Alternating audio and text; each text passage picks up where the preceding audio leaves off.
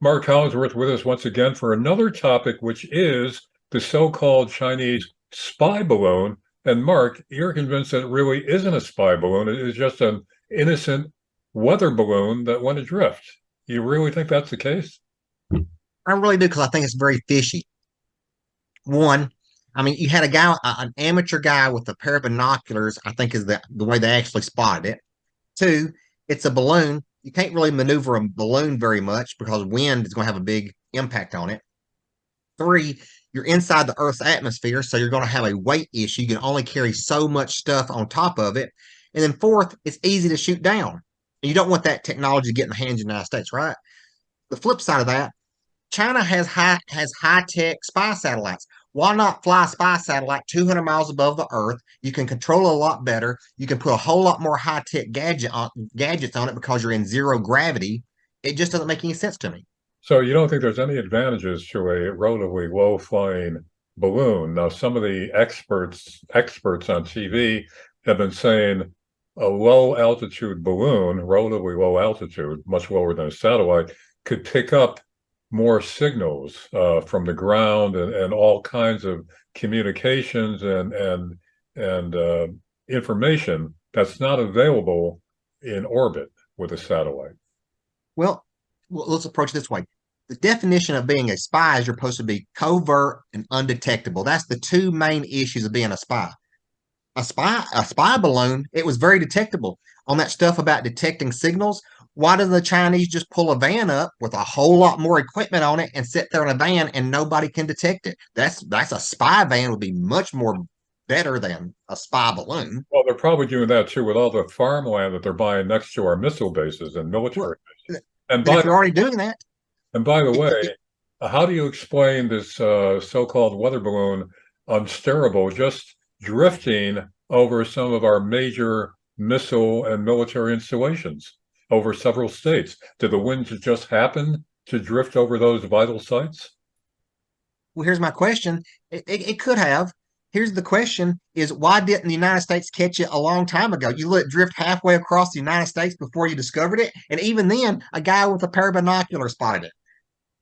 Well, supposedly the experts are saying that the radar wasn't calibrated for slow moving objects, but they've since recalibrated it.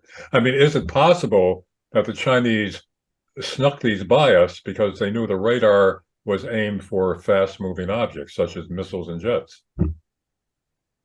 Again, if you use a satellite, you don't have to worry about radar at all with the satellite because the satellite's in outer space.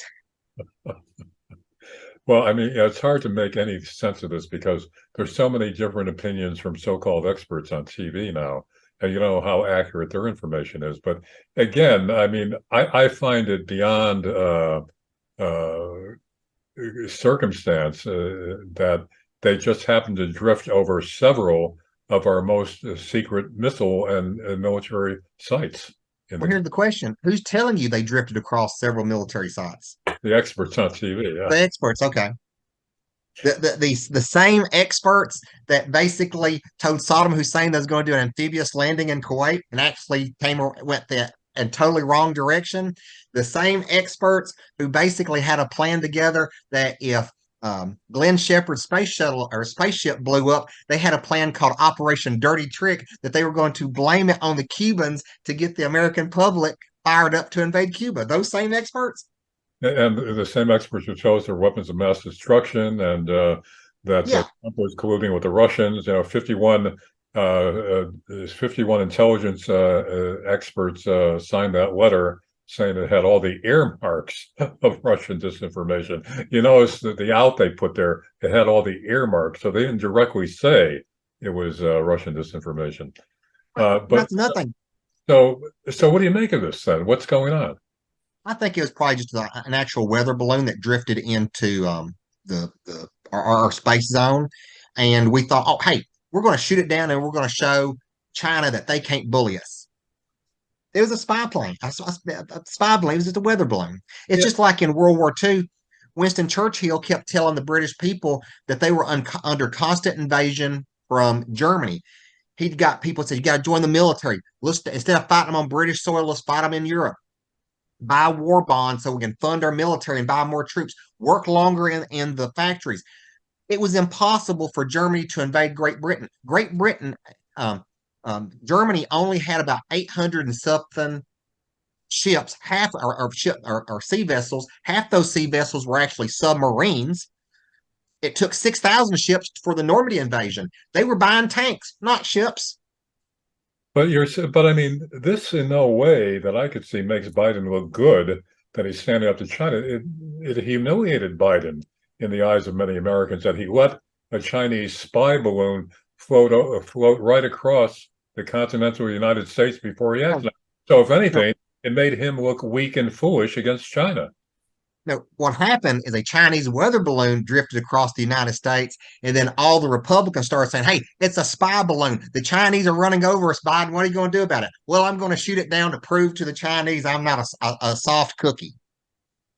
So why didn't he shoot it down right away? Because they knew it was a weather balloon. They didn't. I'm sure they knew that it drifted into airspace.